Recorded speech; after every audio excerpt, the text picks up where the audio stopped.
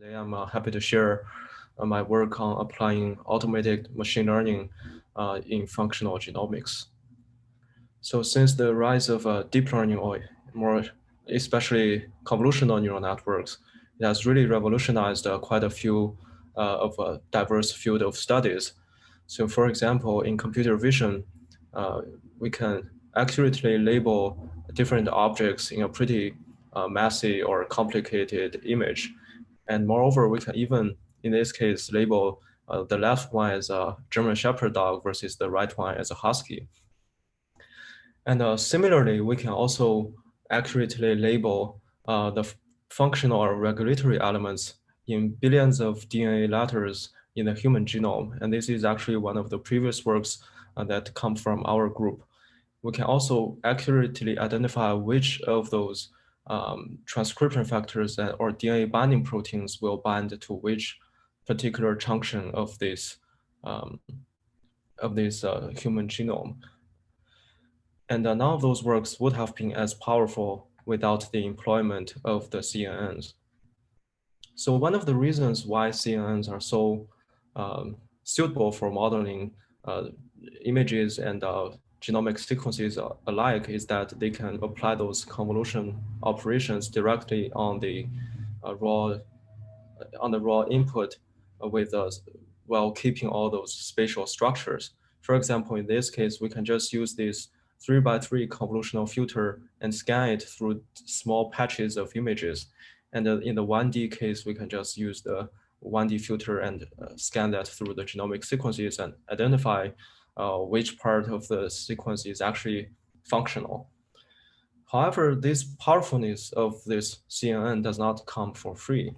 So in addition to the standard DNA hyperparameters, such as the number of layers you want to stack, number of hidden units, and choices of activation functions, there are quite a number of CNN-specific hyperparameters, such as how large you want your feature to be, and what's the step size, whether you want to employ dilation rates, or more recently, because of the introduction of residual connections in ResNet, that also becomes a big part of the hyperparameters that we have to tune. And unfortunately, the performance of CNNs is heavily dependent on their architectures. And indeed, during the past few years, a major focus for the computer vision field has been the search for good model architectures. And there have been quite a few famous ones, such as VGGs and ResNet. So even upon a first visual inspection, we can already tell that they're quite complicated. And indeed, each of them is actually inspired by deep understandings of both machine learning and also the domain knowledge. So it takes a large amount of time and effort for even the experts. And thus, this really imposes a non-trivial challenge for the biomedical researchers who are not conventionally trained in machine learning. So as an effort to resolve this challenge, in 2017, a group in Google first introduced this concept of a neural architecture search.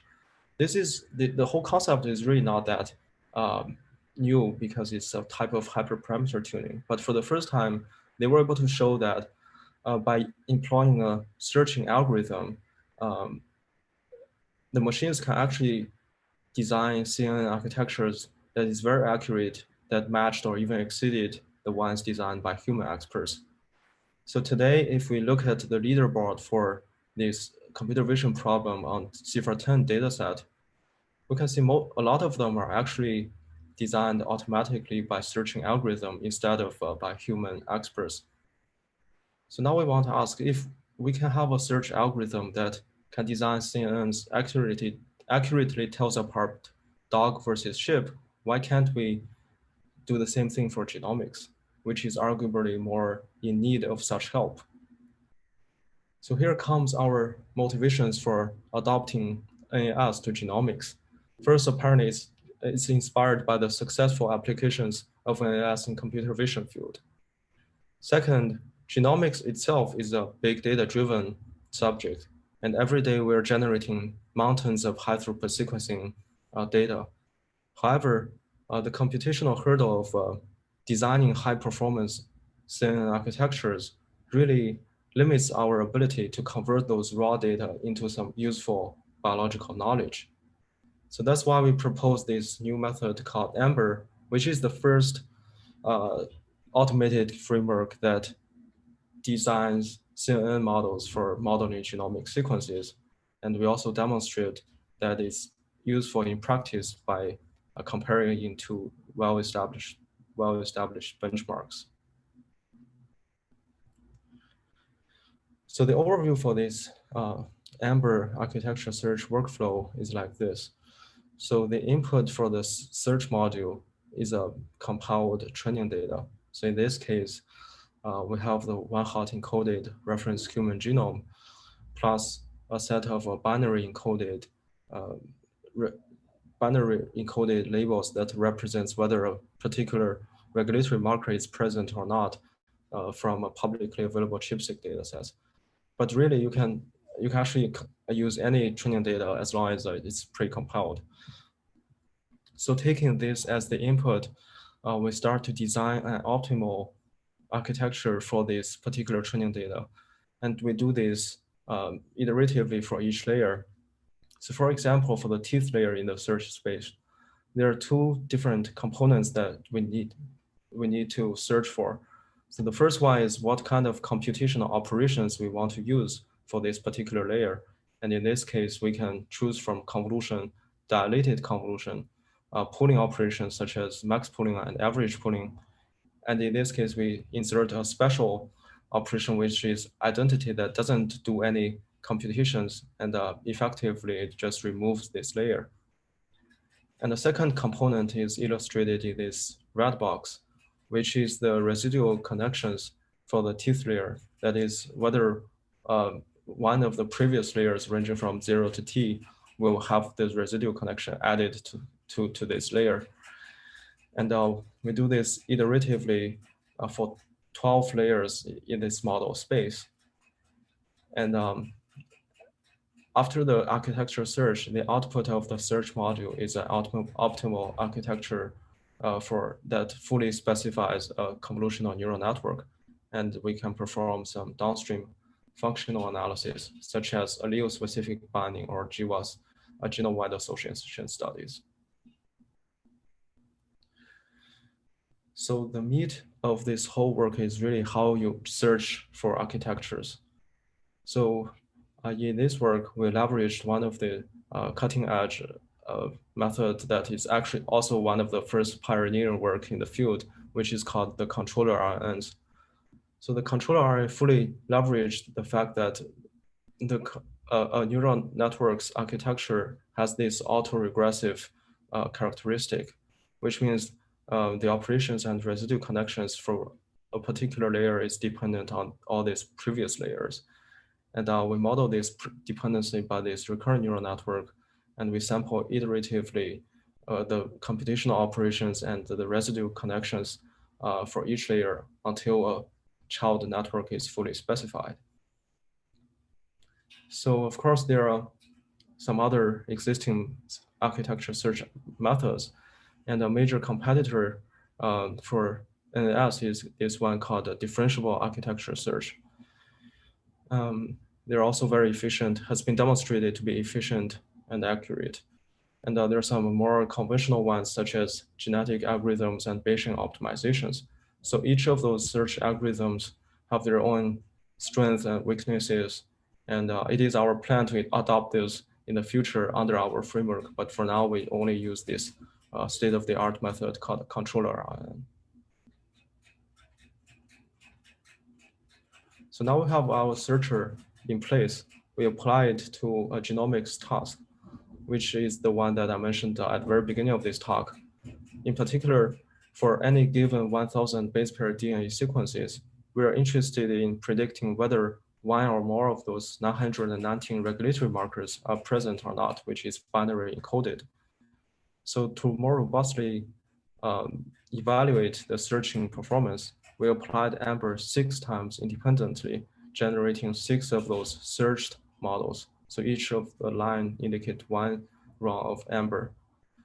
And to ensure a fair comparison, we also randomly sampled architectures 6 times. By that, I mean we uniformly sample the computational operations and also randomly wire the residual connections.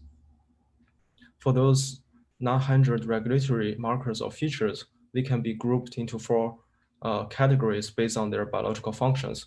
So here's the transcription factor, polymerase, DNase, and histone modifications. You can see that within each category, our search model is performing significantly better than the randomly sampled ones. So this demonstrates that our searching algorithm is actually working. And another observation from this plot is that we see the search models have a somewhat similar performances across different rounds, while the randomly sampled models have a much larger variation of performance.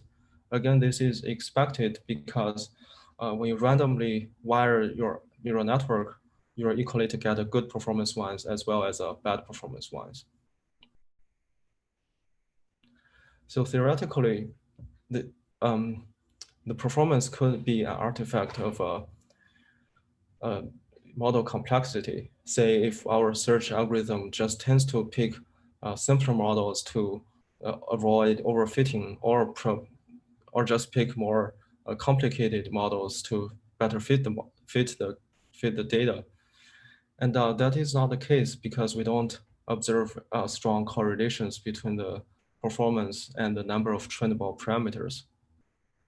And if we took a closer look at the best search model, which we call AMBER-seq, versus the best sampled model, which we call AMBER-base, the baseline model actually has slightly more parameters compared to the search model, but their performance are quite different. Moreover, if you look at the original implementation by human expert in 2015, we can see that the architecture is a lot more simpler. However, the number of parameters is way more than both of these cases. So now we can conclude that there is no explicit link between the number of parameters versus the model's performance, at least in this data set. And our searching algorithm is not producing an artifact because of that. And the architectures is really playing a more important role here. So naturally, we want to ask, what is actually being learned in the controller RNN? So to this end, we plotted the selection likelihood for different computational operations across those 12 layers. And interestingly, we see that convolutional operation with a kernel size of 8 is almost universally preferred across those 12 layers. And this same operation happens to be chosen by human experts in the original DeepSeek implementation. So at this point, our automatic searching algorithm is actually in consistency with the choice of human experts. And another interesting observation is that after layer 7, the likelihood of selecting max pooling starts to increase. We think this is because after extensive use of convolutional operations in the earlier or bottom layers of this network, we have already learned and extracted useful information from the raw genomic sequences. So the controller RNN tends to use max pooling to both regularize the model complexity and also acts as a feature selection so that we can have a better performance at the output level. As a complementary analysis, we can also look at the embedding vectors that is being learned during this search process for different computational operations. By applying this PCA analysis on these embedding vectors, some interesting patterns starts to emerge. So first we see that PC1 separates identity from all the rest of the computational operations. This is in line with our understanding because remember that identity does not involve any computation at all versus the rest of the operations does something. And in the second PC, the operations are ordered sequentially as vanilla convolution, dilated convolution, and pooling operations. Again, this is interesting because dilated convolution will enlarge the receptive field in a way that's similar to pooling operations. At the same time, they will also perform this convolution.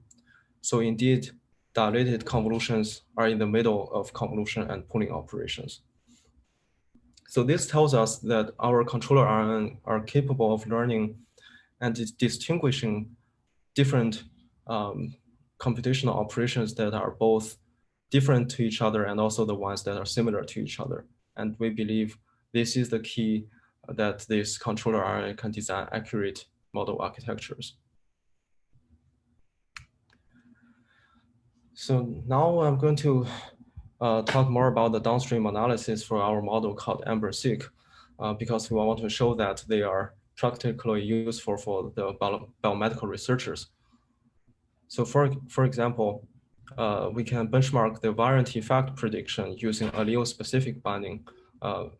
So the variant effect prediction is basically just the effect of a variant or the functional consequences of a variant. This task is not simple because in this ocean of, or this haystack of genome-wide variants, the vast majority of them are neutral. And if we want to find the ones that are actually functional, is very difficult. So the way we do this is we analyzed a bunch of ChIP-seq data sets. And by looking at this allele imbalance, as illustrated in this panel here, we can label them as loss of binding or gain of binding. So in this case, if an allele has more ChIP-seq reads compared to the reference, it is a gain of binding event. And vice versa, if it depletes the reads, it's a loss of binding. And of course, we also have a majority of the events that are neutral, so it doesn't alter the binding at all. So by comparing the so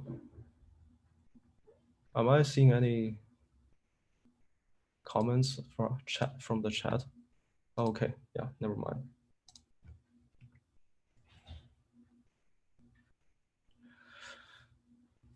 So by comparing the loss of binding to neutral and the gain of binding to the neutral events, we do see that our automatically designed method is performing significantly better than the baseline model here. And in some cases, they even matched or exceeded the ones designed by human experts. So we want to extend this analysis to more genome-wide association studies. And to this end, we employed LDScore regression, which is a method that measures the heritability enrichment of a variant annotation conditioned on a set of baseline annotations. So these baseline annotations are independently generated of our deep learning variant annotations. And we analyzed all available disease GWAS in UK Biobank that passes our stringent quality control criteria. And indeed, we show that 5 out of the 6 disease GWAS traits we analyzed actually shows a significant advantage of the architecture search model versus the baseline model. So again, it tells us we need this automatic design framework to better understand the disease GWAS variant effects. So at the end, I want to show a bit of software engineering side of this work, which is the code, some Python code.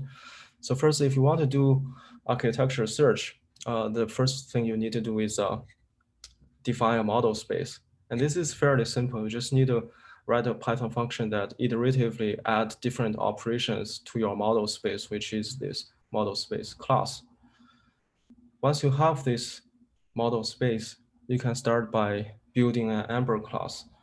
And again, this is done by specifying which component you want to use, because we are building a growing number of different components that are specialized in different things, and you want to just parse a string of dictionary to it. plus some specifics such as the working directory, input output shape, and I'm omitting some specifics here because of the space. And in the end, you just construct this an instance by parsing those two dictionaries and hit run.